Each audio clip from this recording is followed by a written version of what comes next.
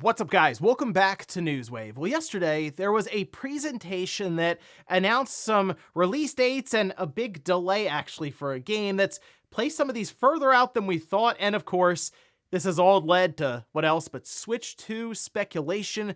We'll go over that though here today. Also, we are going to be taking a look at all of this discourse around Xbox going third party after some comments that were made by the CFO. And we'll also be talking about Mother 3 as we got a bit more insight and some background into Nintendo and that fan translation. Guys, if you enjoy these videos, make sure to hit that like button. Helps out a ton. And if you're new here to the Spawnwave channel, make sure you subscribe down below. And we're going to start today with Beyond Good and Evil, as there is an anniversary edition that seems ready to release at any time, as it actually leaked out early. Like on Ubisoft Plus, people were able to download it and everything.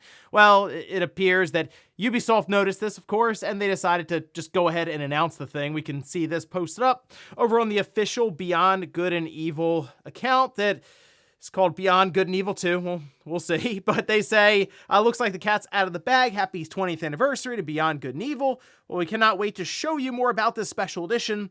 More news to come in early 2024. Okay, so it wasn't a shadow drop, nothing like that. They also did address the situation, saying an early development version of Beyond Good and Evil 20th Anniversary Edition was recently released to some Ubisoft Plus subscribers by mistake. We apologize for any confusion and want to assure our community that this version is not indicative of the final game. So it is pretty cool that we will be seeing this anniversary edition, I guess, in the first half of 2024. I think it would have been awesome if it was just a shadow drop, maybe at the Game Awards, and this seems like it kind of forced their hand to at least acknowledge it. Still could be announced at the Game Awards with a full trailer for it, but this was just more a reaction to them accidentally pressing a button and making it available for Ubisoft Plus subscribers. So I guess we'll look towards, if anything here, the first half of 2024 to get more information on a 20th anniversary release of Beyond Good and Evil. Also, we've talked about Netflix and some of their outings for games, as they have made announcements here and there, but yesterday they decided to announce that all of those Grand Theft Auto games from that Trilogy re-release, they're all heading to the service, which confused a lot of people because it's Netflix and games. It's something people are still trying to wrap their heads around exactly how that works. Well, we can see this was posted up over on Netflix's account, saying big news: GTA 3, Vice City, and San Andreas from the Grand Theft Auto series are coming to Netflix games for mobile on December 14th. So essentially on December 14th, if you have Netflix, you can basically use the Netflix portal and then just download these games and play them on your phone. Yes, so it's the controls probably aren't going to be super intuitive on a touch screen using or playing a game like Grand Theft Auto San Andreas, but technically, it's possible. I mean, the games themselves were already playable on mobile chipsets, so that's not, like, shocking necessarily. It's just still Netflix continue to try to make some kind of push and figure out how they can do stuff just outside of streaming movies and video series that they produce, right? They also want to look at games because it's an exploding industry. It's just they have to, I think, do a bit more than go out and make deals for mobile games like this. I don't know if they'll ever look around and make a console, but at the very least, they got to figure out their way on the consoles with really just original games. Oh, and we had just a random shadow drop into Game Pass with Remnant 2. Now, this just recently happened last night, and in fact, it just sort of popped up. I didn't see any announcement from Microsoft under the official Xbox accounts or anything at that time, but it is available currently, unless they decided to then pull it down because they accidentally pressed a button like Ubisoft, but it's up for Xbox and PC. And this is I feel like a big get going into the holidays right now for Microsoft. Remnant 2, people seem to love that game. I have had that in my backlog for a while, and part of that is trying to convince other people to buy it and play it then. So in this case, hey, it goes in the Game Pass. Maybe I can get some of the people from the Spawncast to hop in and play a few rounds of it. But yeah, if you've been curious about the game and you have Game Pass, you might want to fire up the service and go check it out. And guys, with some of the quick news out of the way, let's get into the bigger stuff. Let's start right away with Level 5 and their Vision live stream. That seems to be their tagline for it. Like a Nintendo Direct, they're going with just Vision. But either way, it's at least I think a pretty good way to deliver some of this information to people, especially fans of Level 5. And people who are looking forward to things like Professor Layton or Deca Police, because we got some news for those two games. But let's start at the top here. We'll go game by game as to what they did show off here. And that starts with Megaton Musashi Wired, and I mean, it's big mechs. To me, it looks fun. That's April 25th, 2024. I'll at least give this one a look when it comes out to see what reviews are shaping up like, and maybe I'll check it out. Fantasy Life, The Girl Who Steals Time. Not really a game I'm looking for, but that is next summer. Inazuma 11 Victory Road. I know this series is pretty big. That's March 2024. And then we got to the two big games that people obviously were tuning in for. One being Professor Layton in the New World of Steam, 2025. Now, they had not originally released or announced any kind of release date, release year, nothing. So technically, not a delay. It's just they announced it very, very early, right? Like 2 years early. So gonna be a little while for that one, but I'm sure Professor Layton fans are just really excited to see another one is in development. The other, though, okay, this was a pretty significant delay. Deca Police has had 2023 on it for quite some time now, but it is coming out, they say, post 2024, at least is what they're describing, which feels like they're basically saying 2025 or just extremely late 2024, as in we're probably still a year plus away from a game that was slated to come out in 2023. Now, they did cite the feedback that they had gotten as it was playable. For example, I think at Tokyo Game Show and other events that they were making the rounds to. And I feel like they took some of that feedback and said, you know what? Need a little more time for this one. And look, if the game comes out and is better for it, sure, why not? But obviously, this is leading to speculation around the Switch 2, because look, if you're level 5 and you might not see Deca Police until 2025, Professor Layton is 2025, you may as well push them and release on the new platform right away. Like that should be your target then. If you can get it on the current Switch, and it seems like that's where like Deca Police was going to be released if it was coming out this year, you do that as well, a cross-gen release. But yeah, you make a big push for that next system, and that's what people figure is happening here. And remember, we heard from Ubisoft, Nintendo had kind of suggested, hey, maybe Mario Rabbids Sparks of Hope, you look to push that to the next system. That would get some hype around it, and technically Kingdom Battle already existed on the current Switch, and having Sparks of Hope on the new system would feel new and different, and there's no other game necessarily like it there.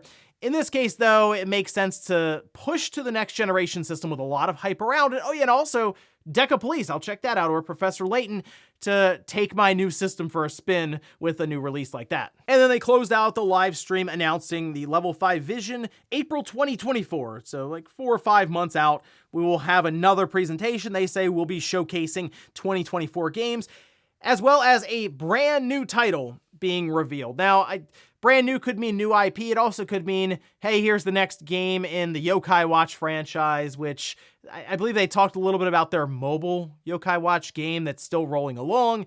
But clearly they've discussed the idea of getting Yokai Watch back out there with a higher quality release, and one that can kind of right the ship for a franchise that's been deteriorating for a little while now. So maybe that's what we see in April. But yeah, for now, we're waiting a couple of years seemingly for Professor Layton, and maybe a year plus for Deca Police. But hey, could see him on the next Switch. I guess we'll find out as we get closer to the end of 2024. Next up, let's talk about the CFO at Xbox, Tim Stewart, who had several comments about Microsoft's strategy when it comes to gaming and their plans for some of their titles going forward with multi-platform releases. This definitely caused a stir online yesterday. A lot of conversation around Microsoft just going third party and saying goodbye to Xbox and consoles completely. But I think there's quite a bit more here, and there is a reason for the Xbox to exist, which is something people are still trying to figure out exactly with some of these quotes here. But let's start from the top, because I do want to point out he does talk about AI, but he talks about it more in the sense of it being a tool set as opposed to just replacing developers completely. For example, this is posted up over on TechRaptor, where he says, you now see I need the player to get from A to B, and instead of having to write thousands of lines of scripting or code, you can just have the AI get you from A to B. Things like localization and putting things in new languages. They also discussed the idea of testing games, like, for example, a world in Minecraft. You can have AI run through millions of different instances and try to break the game, and then goes on to describe it more as a co-pilot as opposed to the developer or the main character, if you will, in creating these games. Now he goes on saying while he's not announcing anything broadly, Stewart explains that Xbox's mission is to bring its first-party experiences and subscription services to every screen that can play a game. Quote, that means smart TVs, that means mobile devices, that means what we would have thought as competitors in the past, like PlayStation and Nintendo. We're going to NVIDIA's GeForce Now, their gaming subscription service. Yeah, again, people read that out loud and said, oh, they're gonna put their games on PlayStation and Nintendo.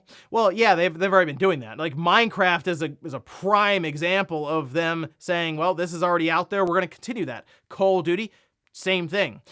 So I think at this point we understand Microsoft. What's at the center of their gaming world is different than Nintendo and Sony. Nintendo and Sony still have a primary focus on the console or the box that they deliver, right? Everything is driving to that platform. Whereas Microsoft has subscription services like Game Pass specifically at the center, and they're trying everything they can to get people to that subscription service and generate revenue that way. They're also looking to generate revenue just from straight up sales of these games, as they do still sell games on the Xbox, on Windows, and of course on Steam, PlayStation, Nintendo, phones. So again, it's a different strategy that's being described here. But this has brought up the question of, well, if that's the case, why doesn't Microsoft just say goodbye to the Xbox, just release their games and their subscription services on the competing systems?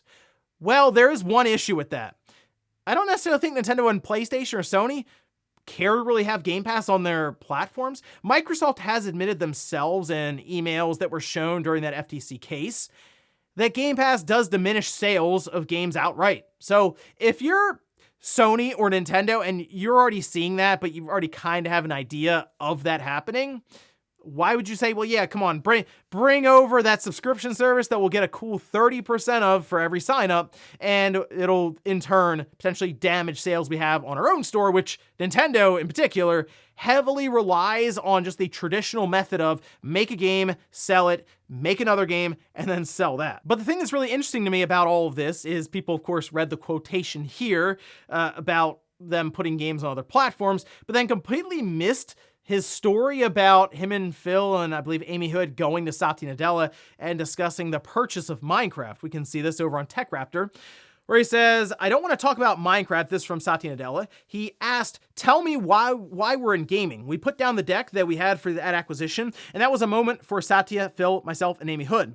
of why is Microsoft in gaming? That was 8 or 9 years ago, and the answer really is, why is Microsoft in any business? It's a big and growing market that we have an ability to take and win share. And that's why we do gaming at Microsoft. Of course, we can leverage assets, and of course, we need consumer brands at Microsoft that are meaningful. In my opinion, if you can't just be all commercial led, you have to have a good consumer lens too.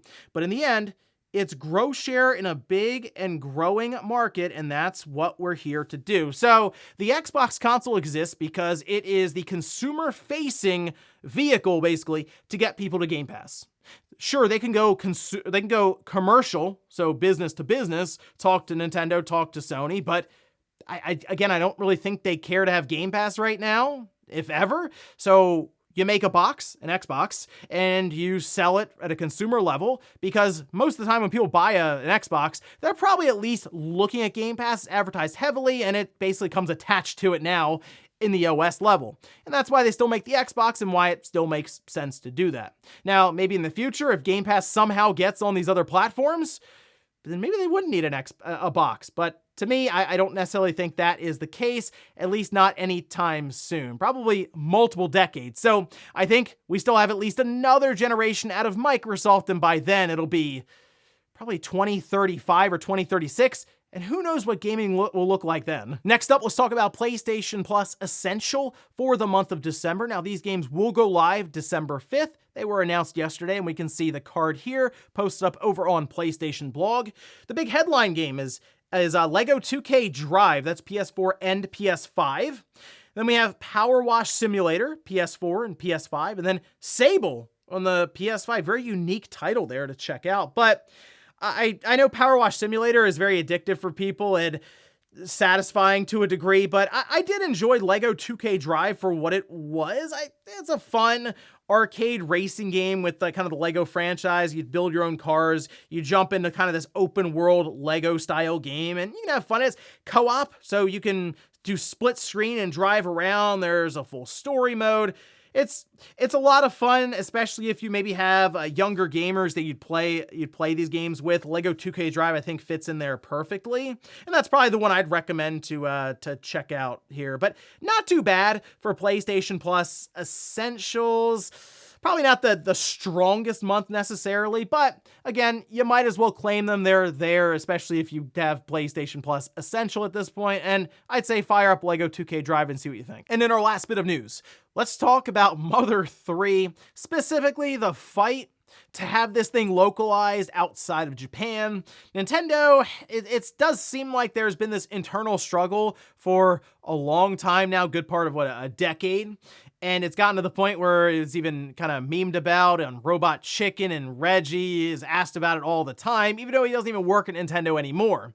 Well, there is a documentary that was, I believe, recently released. I had seen it before, and then I was reminded of it actually with some of the stuff going around about a certain quotation from Mr. Itoy, of course, the creator of Earthbound, and we can see this over on IGN, who transcribed it. Now, the documentary is called Earthbound USA, and I'd recommend checking it out, especially if you remember some of the history, the buildup of things like the fan translation, maybe some of the fan sites online around the series. But Mr. Toy says, I've talked about it with Nintendo before. Apparently, they were presented with the offer to use the translation, that being the fan translation that makes the rounds now. You probably see all kinds of different reproduction Game Boy Advance cartridges out there. He says, but they said it wasn't quite as simple as that. I think it'd be really interesting if they took up the offer. It'd be hard to make something like, say, an automobile with fans, but doing it with software, I believe there'd be a chance to make something that would be better than what the company could have made on their own. Now, this is going off the theory and the belief that the thing that's holding Nintendo back right now is the ability to translate the game and localize it outside of Japan. And I don't believe that's the case at all. Not from things I've heard, nothing. I feel like there's just more going on in this game. As Mr. Toy mentions, it's not that simple, and it's not, to where Nintendo has to decide, is it worth potentially riling up the crowds online around certain themes in the game, characters, that sort of thing? Is it worth going down that path for potentially 100,000 copies that'll sell? When, let's face it, they can release a 2D Mario game, or they could remake a title from the past that's less controversial and sell millions of copies, no sweat, right? That's kind of where the situation they're in now. They have to weigh the pros and the cons, because let's say they go, oh, we'll just change the game, we'll alter it. Well, then you have the hardcore fan base that's asking for this in the first place, who will be annoyed that you changed it. So it's kind of like this weird no-win situation for Nintendo. And in that case, they just walk on by it. They just ignore it. And that's sort of the stalemate we're in now. But hey, if nothing else, definitely check out the Earthbound USA documentary. I believe they have it out currently for digital rental. And then there's a Blu-ray that they'll be releasing later on, as they're currently doing pre-orders for it. And before we go to the comment of the day, we're taking a look at the poll that I posted up yesterday. And that's for Game of the Year Madness Day 12, A Space for the Unbound versus Metroid Prime Remastered. It went about how I expected. The nice thing here, though, as people will look at this and say, what was the point of this poll? You know, there are a lot of people in the comments who said I had no idea what A Space for the Unbound was. But I'm curious now, because I looked it up and it looks pretty good. So if nothing else, these are all games that are highly rated this year. It's just some of them were probably overlooked. I mean, there's so many games that came out this year. So A Space for the Unbound technically had a spotlight placed on it that people are now more aware of it. So hey, if nothing else, there is awareness being brought to good games that were just in a very crowded year. And we'll finish up with the comment of the day, as you're seeing here. This is from PR, who says, never heard of Dragon's Dogma until the trailer for Dragon's Dogma 2, and I'm buying it. Yeah, that's the reason I say Capcom needs to go back, do a patch, unlock the frame rate, maybe up the resolution. There's a lot of things they can do, I'm sure, with that first game, or Dark Arisen, but they just haven't. It seems odd to me. It's on sale for like $5 or something, and it's on all platforms. So if you haven't played it, it's definitely worth $5, I'd say, if nothing else, to get you ready for Dragon's Dogma 2 in March next year. And ladies and gentlemen, that's going to do it here for Newswave. If you enjoyed this video, guys, hit that like button. If not, hit the dislike. Leave comments down below about everything we talked about here today. Whether it's Level 5 and Deca Police getting pushed basically until 2025, Professor Layton in 2025, do you think these are two games they're setting up right now for Nintendo's next generation platform? And then also, what about Xbox and all the talk about them going third party? Do you think eventually they leave the console market, or will they always produce Xbox hardware, we'll say over the next 10 or 15 years, to get consumers to Game Pass? Thanks guys for watching, and I'll see you next time.